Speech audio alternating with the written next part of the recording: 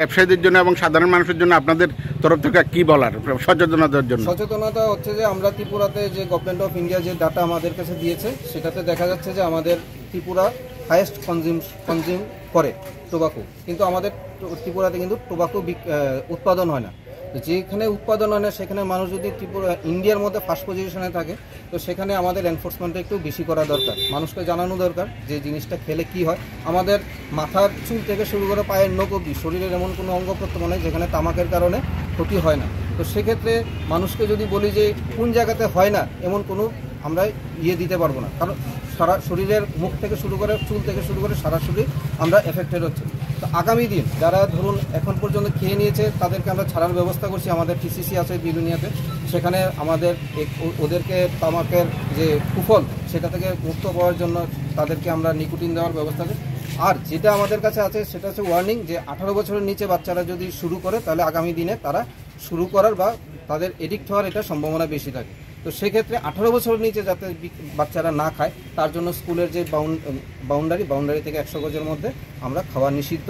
সেক্ষেত্রে যারা বা বিক্রি করা নিষিদ্ধ, সেক্ষেত্রে আমরা এটার উপর জোর দিচ্ছি। আর যারা বিক্রি করতে পারবে 100 গজের বাইরে তাদের জন্য ওয়ার্নিং সাইনটা দরকার, এবং তাদের কোনো ধরনের অ্যাডভার্টাইজমেন্ট ওরা করতে পারে না, প্রত্যক্ষভাবে পরোক্ষ অ্যাডভার্টাইজমেন্ট করতে পারবে না। আর পাবলিক প্লেসে যেমন ধরুন হসপিটাল হোক, গভর্নমেন্ট বিল্ডিং হোক বা এই দোকান হোক, সেখানে ধূমপান জনসমক্ষে ধূমপান নিষিদ্ধ। এবার কেউ যদি খোলা ময়দানে গিয়ে ধূমপান করে বা ঘরে করে বা রাস্তার উপর করে, সেটা পাবলিক প্লেস হিসেবে ধরা যায় না, সেখানে ওরা করতে পারে, এটাতে কোনো নিয়ম নেই। কিন্তু পাবলিক প্লেসে করতে পারে না, কারণ পাবলিক প্লেসে যদি করে আপনি করছি আপনার জন্য, আমার জন্য আপনার শরীরে ধোঁয়াটা যাচ্ছে, তো সেক্ষেত্রে আপনার ক্ষতি হওয়ার সম্ভাবনাটা বেশি। সেক্ষেত্রে গভর্নমেন্ট অফ ইন্ডিয়ার নিয়ম অনুযায়ী পাবলিক প্লেসে ধূমপান নিষিদ্ধ।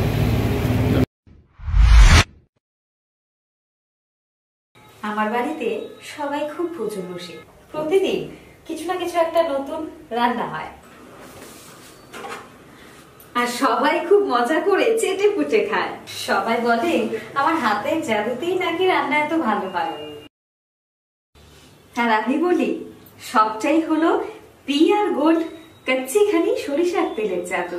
হ্যাঁ, সরাসরি কৃষকদের কাছ থেকে ক্রয় করা আসল সরিষার দানা থেকে তৈরি হয় পিআর গোল্ড কচ্চি ঘনি সরিষার তেল, যার খাঁটি ঝাঁজ এবং গুণমান আপনার খাবারকে করে তোলে সুগন্ধ ও সুস্বাদুকর।